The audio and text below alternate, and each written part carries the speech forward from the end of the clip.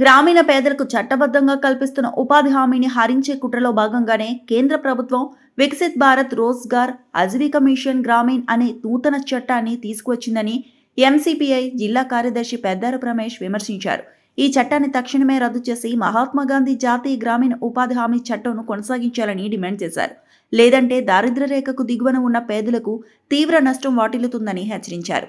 వామపక్ష పార్టీల పిలుపు మేరకు ఎంసీపీఐ, సిపిఐ న్యూ డెమోక్రసీ ఆధ్వర్యంలో శుక్రవారం వరంగల్ హెడ్ పోస్ట్ ఆఫీస్ సెంటర్లో నిరసన కార్యక్రమం నిర్వహించారు. ప్లకార్డులు ప్రదర్శిస్తూ నూతన చట్టాన్ని వ్యతిరేకిస్తూ చట్ట ప్రతులను దగ్ధం చేశారు. వామపక్ష పార్టీల ఆధ్వర్యంలో కేంద్రంలోని మోడీ ప్రభుత్వం తీసుకొచ్చినటువంటి పీపీజీ రామ్జీ చట్టాన్ని రద్దు చేయాలని, కూలీలకు 100 రోజుల ఉపాధి హామీ గ్యారంటీ చట్టమైనటువంటి మహాత్మాగాంధీ గ్రామీణ జాతీయ ఉపాధి హామీ చట్టాన్ని యథావిధిగా కొనసాగించాలని డిమాండ్ చేస్తూ ఈరోజు ఇక్కడ నిరసన కార్యక్రమాన్ని చేయడం జరుగుతూ ఉంది.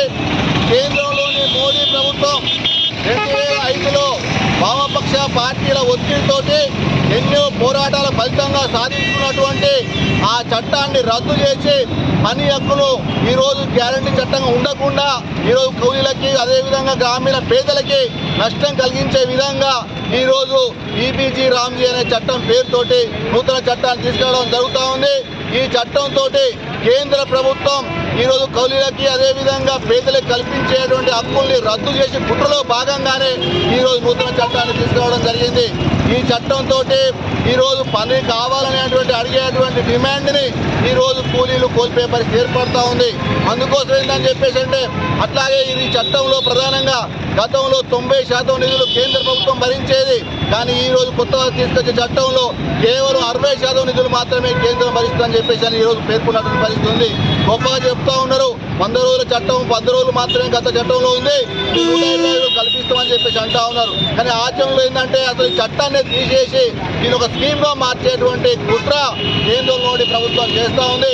అందుకోసం ఏంటని చెప్పేసి అంటే కూలీలు, గ్రామీణ పేదలు పెద్ద ఎత్తున ఈ చట్టానికి వ్యతిరేకంగా పనిచేస్తున్న పరిస్థితి ఉన్నది.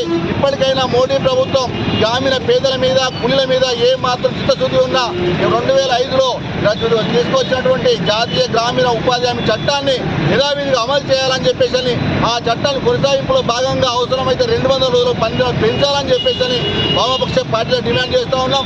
లేకపోతే పెద్ద ఎత్తున దేశవ్యాప్తంగా ఉద్యమాలు కొనసాగిస్తామని హెచ్చరిక చేయడం జరుగుతూ ఉంది. రమేష్ గారికి ధన్యవాదాలు. మరిన్ని అప్డేట్స్ కోసం మా ఛానల్ని సబ్స్క్రైబ్ చేయండి.